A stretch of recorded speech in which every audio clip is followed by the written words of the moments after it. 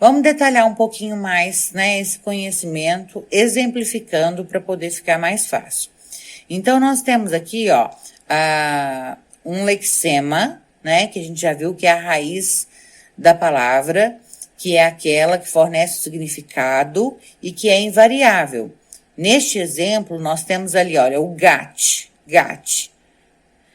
E aí nós temos morfema derivativo e morfema flexivo, né? O flexivo informa, então, gênero, número, persona, tempo. Olha os exemplos. De gat, nós podemos formar gato, gata, gatos, gatas, não é mesmo?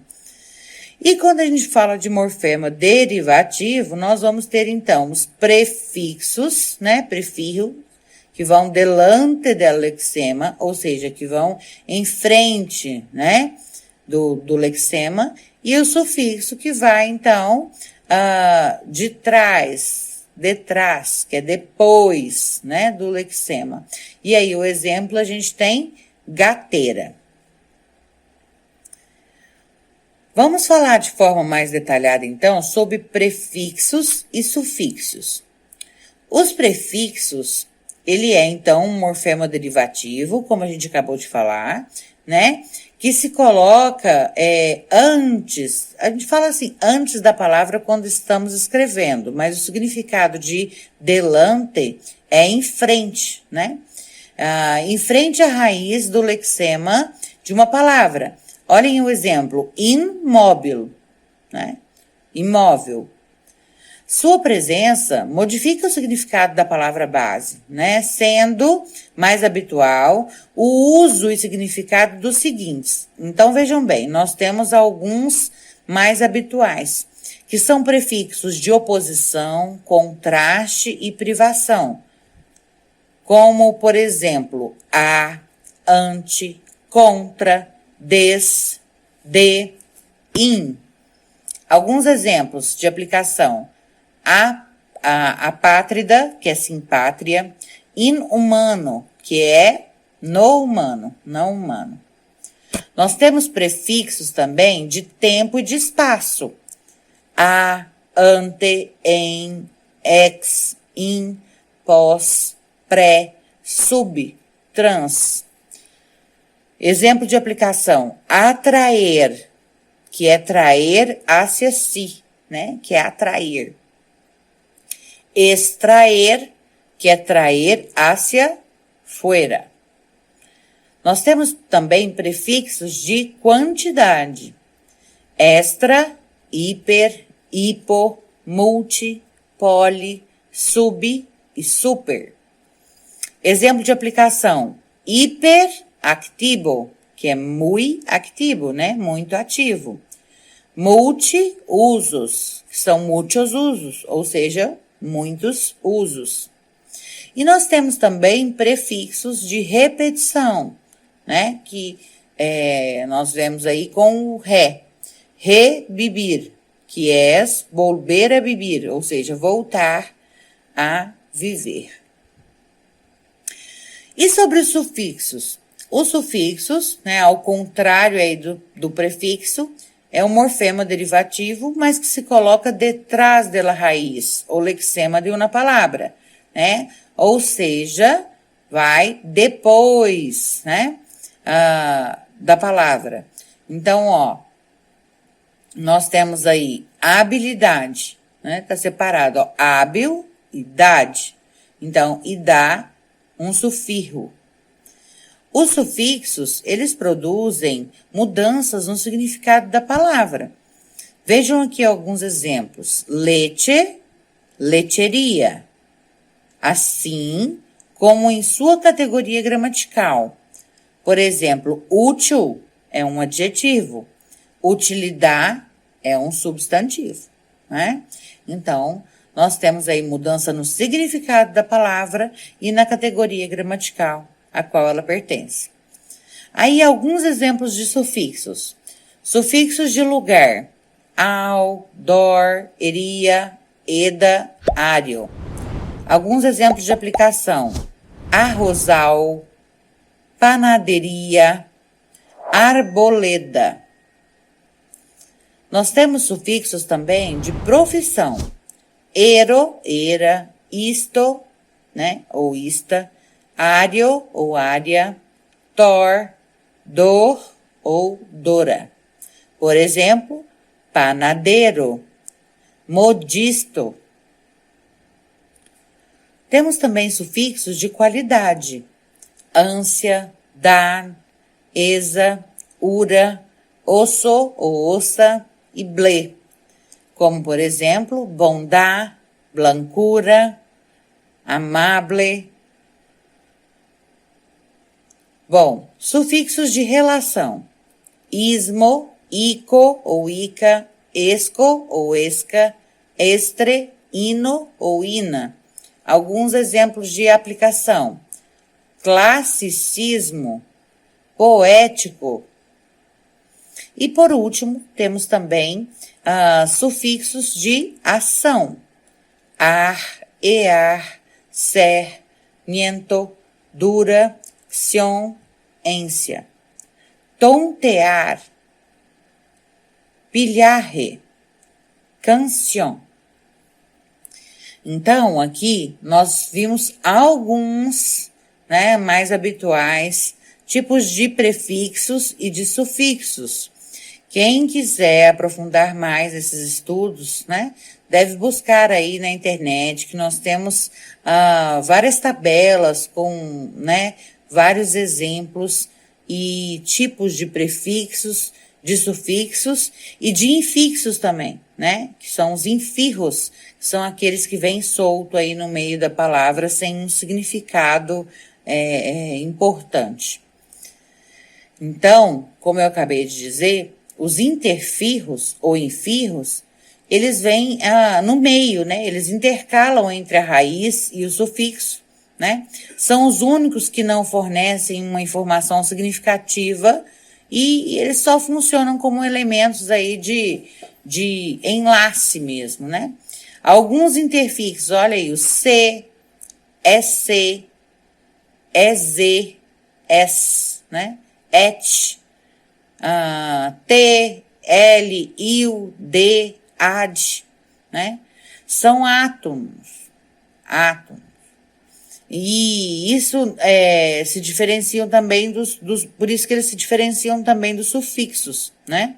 Então, aqui temos uma tabelinha com alguns, né, exemplos. Olha aí, o C, o EC, né, ou o ES. Café, cafecito. Leite, lechecita. Com et e com T. Café, cafeteira, né? Galpeton, com L ou il, café, cafelito, comilon, com D ou ad, passadizo, panadeiro. Então, aqui, alguns exemplos, né, de infirros ou interfirros, né, que são os interfixos, né, que, como falamos, são átomos e por isso que eles se diferenciam dos sufixos, né. Então, eles vêm aí soltos, né, no meio da palavra e não fornecem, assim, nenhuma informação significativa, né. Eles só funcionam mesmo como um elemento aí de enlace entre as outras partes da palavra. Bom, e disso nós temos aí as palavras resultantes, né? Então, a gente sempre vai poder criar mais usando, como, por exemplo, as palavras compostas, as palavras derivadas. Então, vejam bem, as palavras compostas, né? São aquelas onde a gente tem a união de duas palavras com significado. Olhem aí o exemplo, né? Nós temos abrir mais lata. E aí, forma abre-latas. Depois, abaixo, cortar e unhas. Forma corta-unhas, né? Que é o corta-unhas. Outros exemplos, sacar mais corcho, saca corcho. Saltar mais monte, saltamontes. Saber, mais lo, mais todo, sábelo todo. Já as palavras derivadas são aquelas que se formam a partir de uma palavra original, né? E aí a gente acrescenta o prefixo ou, né, ou eu sufixo. Veja um exemplo, nós temos aí a flauta mais ista, formando flautista. Nós temos o des mais o peinar, que é pentear, formando despeinar. Outros exemplos. Ensalada mais era, ensaladeira. Camilha mais ero, camilheiro. Des mais a ser, que é fazer, desacer. Nós temos, então, vários tipos de palavras resultantes, né? Levando em consideração, então, lexemas e morfemas que compõem uma palavra, né? Nós sempre teremos os seguintes tipos de palavras, então. Nós temos palavras simples, palavras derivadas, palavras compostas. Para sínteses, teremos também siglas, acrônimos, abreviaturas e sintagmas lexicados, que são frases, né, lexicalizadas.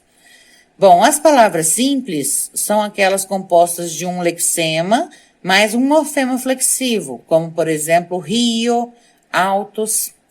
Já as palavras derivadas são aquelas compostas por um lexema mais um prefixo ou sufixo, como, por exemplo, marino, pescaderia, que é peixaria. As palavras compostas, né, que são compostas, né, são aquelas com dois ou mais lexemas, né, ou lexema junto a uma raiz grega ou latina, do tipo hidromassare, ou fotografia. Também são palavras compostas, né, os compostos sintagmáticos, como homem-lobo. Homem-lobo. Um outro tipo de palavra são as parassínteses. Essas podem ser por unir composição e derivação, como, por exemplo, pica-pedreiro, que na tradução significa pedreiro, ou porque tem prefixo e sufixo, como, por exemplo, entristecer. No caso de entristecer, né, não existe só entriste e nem só tristecer, né? Então, nós temos aí essa união, porque essas palavras sozinhas não existem. Bom, há outros tipos também de procedimentos que nós podemos ter nesse processo de formação de palavras, são as siglas, né? Que são aquelas palavras formadas com as iniciais, como, por exemplo, aí, ó, ONU, Organização das Nações Unidas. Nós temos também os acrônimos, que são siglas, né,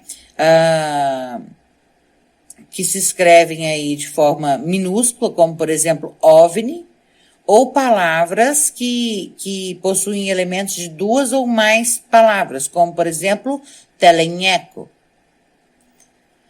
Bom, nós temos também as abreviaturas, né, que são comuns, tanto também na nossa língua portuguesa, senhor, senhora, advogada, né, e temos também aquelas abreviaturas léxicas, como, por exemplo, tele, bice, inste, ou ainda o elipsis, né, o elipsis, por exemplo, como que fala celular em espanhol? Fala teléfono móvel. Mas aí a gente vai e fala só móvel, né? É uma forma de abreviatura. E por último, então, os sintagmas lexicalizados, né? Que são aquelas frases lexicalizadas, como, por exemplo, llave mestra, llave maestra, que é a chave mestra, ancho de banda, correio eletrônico.